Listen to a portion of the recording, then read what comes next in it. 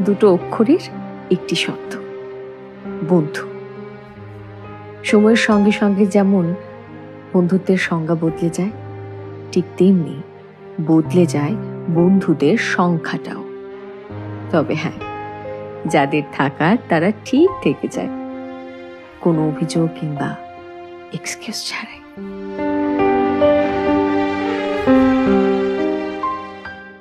দুটো অক্ষরের একটি শব্দ, বন্ধু। সময়ের সঙ্গে সঙ্গে যেমন বন্ধুত্বের সংজ্ঞা বদলে যায়, ঠিক তেমনি বদলে যায় বন্ধুদের সংখ্যাটাও।